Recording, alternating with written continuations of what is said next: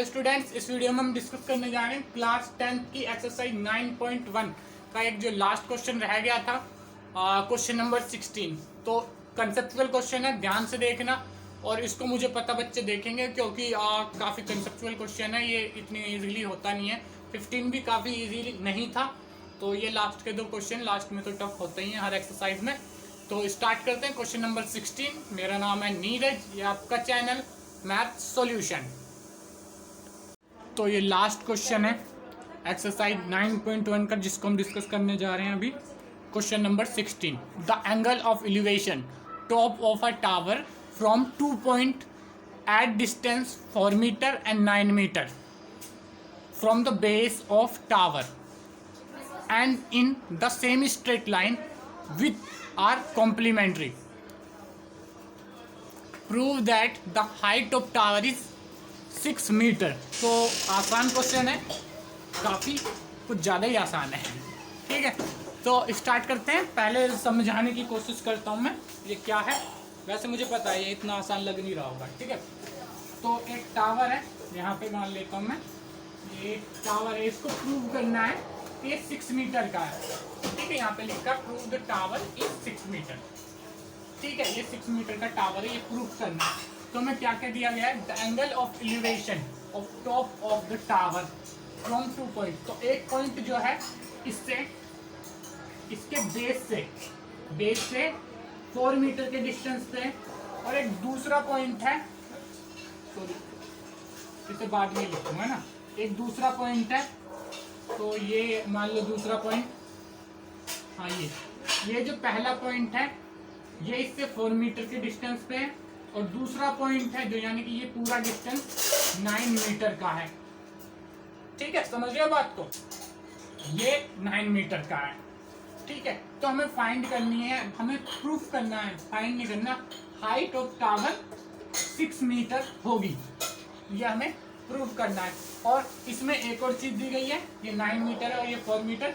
इसके अलावा ये दिया गया है, तो एंगल ऑफ एलिवेशन, अब एक बार एंगल ऑफ एलिवेशन समझ लें। Angle of elevation is complementary.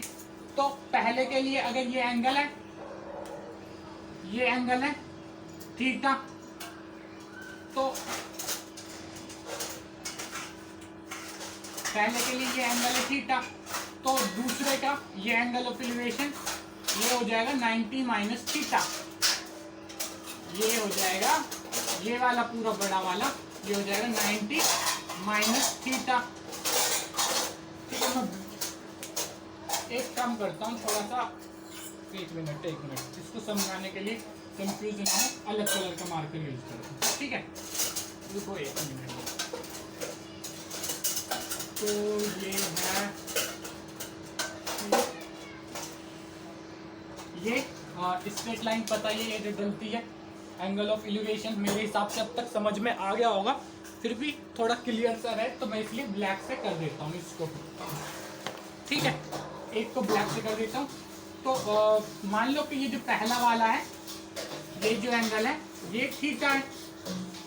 अब जो बड़ा वाला है यानी कि ये वाला, यहाँ से लेके यहाँ तक, ये क्या है 90 माइनस थीटा। तो इसको ब्लैक वाले को ब्लैक से लिख दिया 90 माइनस थीटा। ठीक है, अब इसी तरीके से अगर ये थीटा है तो ये लाइन तो पैरेलल होगी। ठीक है, तो ये एंगल यहाँ पे थीटा हो जाएगा,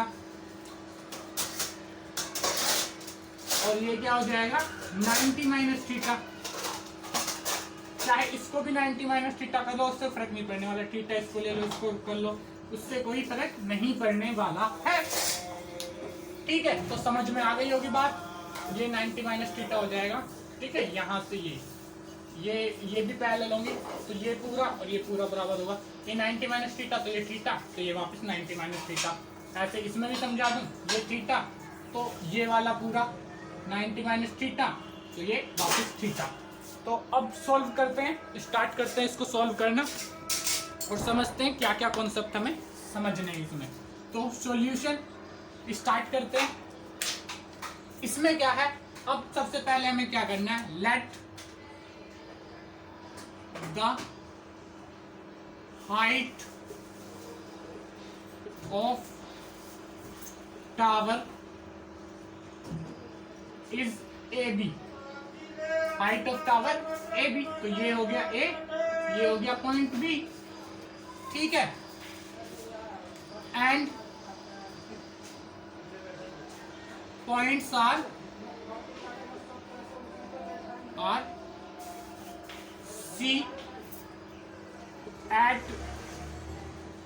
सी एट 4 मीटर, यानी कि ये, एंड डी एट 9 मीटर, नहीं लिख देता हूँ, ठीक है। ये जो पॉइंट है ये डी है, ये सी है, इस तरीके से। अब लिख दो, now we have two triangle, triangle तो काफी सारे हैं बट हमारे पास राइट ट्रायंगल जिनकी हमें काम करना है वो दो हैं। Now we have two right triangle, अब हमारे पास दो राइट ट्रायंगल है, पहला ए डी बी या A B D triangle, A B D, and triangle A B C, A B C दोनों में राइट एंगल भी है, ठीक है, ठीक है। In triangle A B D, अब बात होती है कि tan थीटा या वो क्यों ले, tan थीटा sin थीटा कौन सा ले, तो ये हमारा वैरी कर रहा है तो इसको हम ले नहीं सकते।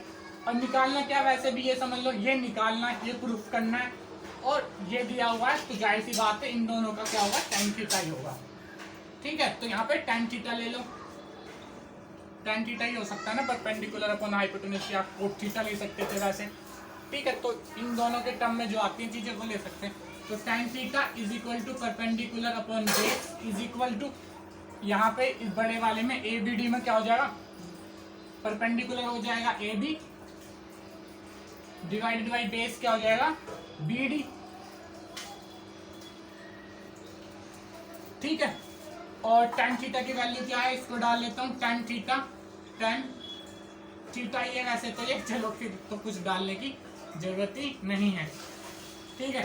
tan theta is equal to A B. अब यहाँ पे क्या लिख लेते हैं, बी डी की हमें वैल्यू पता है तो बी डी की वैल्यू डाल लेते हैं, बी डी की वैल्यू ए बी अपॉन, या नीचे लिख देता हूँ थोड़ा सही रहेगा, या लिख देता हूँ, इसका तो समझ ही सकते हो, बड़े हो चुके हो। ए बी हमें पता नहीं है, प्रूफ करना है, और बी डी हमें पता है, बी डी कितना है 9, तो एज क्वेश्चन लिख देना चाहे साइड में, एज क्वेश्चन, ठीक है। बी डी हमने ले लिया 9, तो tan theta is equal to, इसको एक यहाँ पे लिख देता हूँ एक बार और, tan, या इसको फिर लिखने का फायदा ही होगा, ठीक है कोई नहीं।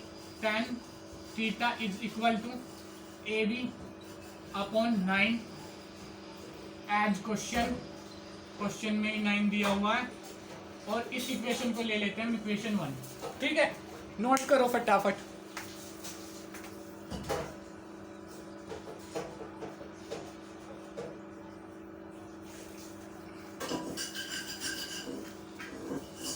ठीक है। चाहो तो 9 इधर लाना चाहो तो ला सकते हो, पर मैं देखता हूँ अगले में कुछ करूँगा, बाद में करूँगा अगर करवाऊंगा तो, ठीक है। तो इसको नोट कर लो फटाफट, 1 2 3 4 5 मेरे हिसाब से नोट कर लिया होगा, तो मैं बढ़ता हूँ आगे, ठीक है। स्क्रीनशॉट ले लिया होगा, ये इक्वेशन ध्यान रखना, वैसे इसको मैं मिटा भी नहीं रहा हूँ, ठीक है। तो अब ये इधर लिख लूँ, कहीं साइड में लिख लूँ, तो इसको इधर ला के वैसे ही लिख देता हूँ, चलो ठीक है, जैसी भी है अब वैसे ही रहने दो। सोच में पड़ जाता है कभी कभी कि कैसे करें, कैसे इजीली समझ में आए, ठीक है। तो ऐसे ही रहने देते हैं अभी। तो अगले में देखते हैं, ये ट्रायंगल हमने देख लिया ए बी डी, अब ए बी सी में देख लेते हैं। इन ट्रायंगल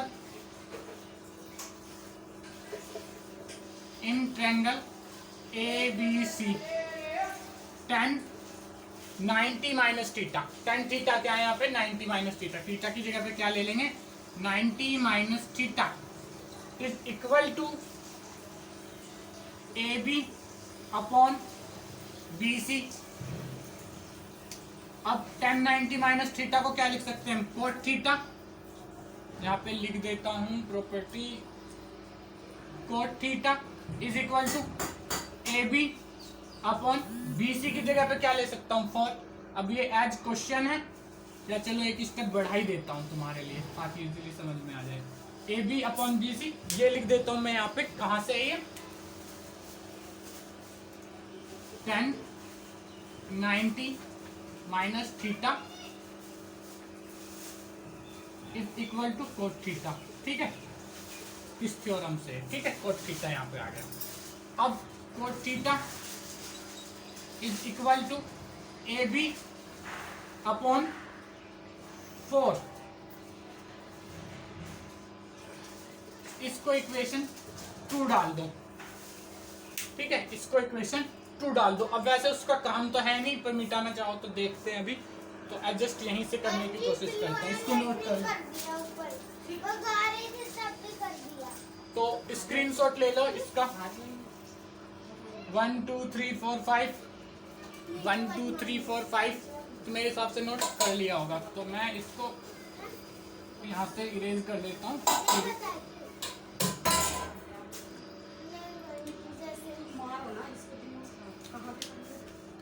ठीक है, अब क्या करना है, ये जो इक्वेशन फर्स्ट थी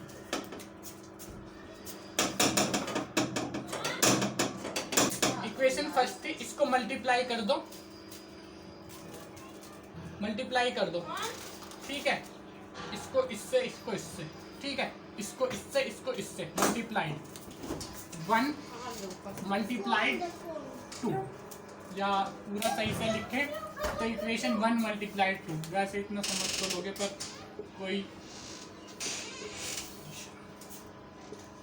स्क्रीनशॉट लेते हैं ना तो उसमें समझ में नहीं आता। मल्टीप्लाइड बाई 2 तो इधर आ जाएगा cot theta into tan theta is equal to, पहले में है A B upon 4 into A B upon 9।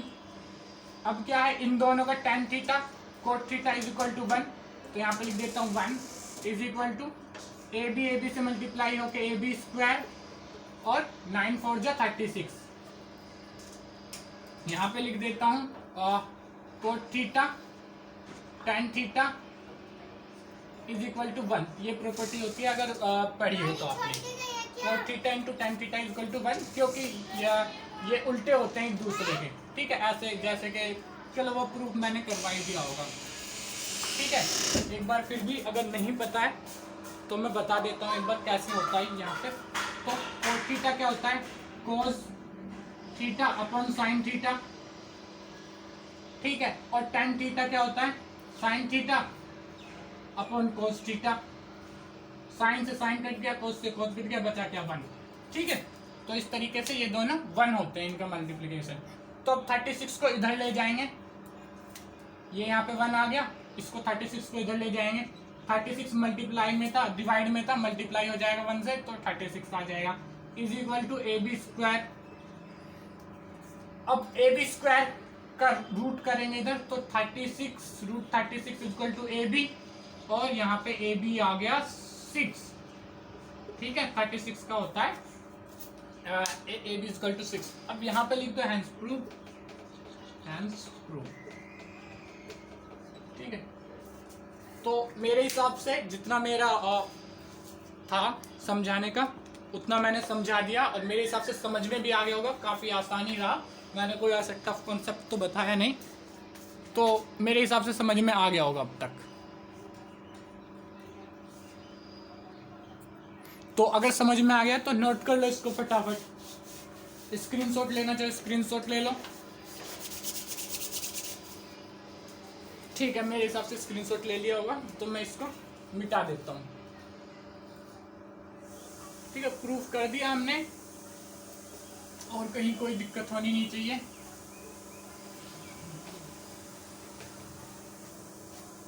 तो अब बढ़ते हैं इसके 9.1 के अगले क्वेश्चन की तरफ। अच्छा, ये लास्ट ही क्वेश्चन था ना शायद 16, तो फिर अब इस वीडियो को यहीं पे करते हैं ओवर।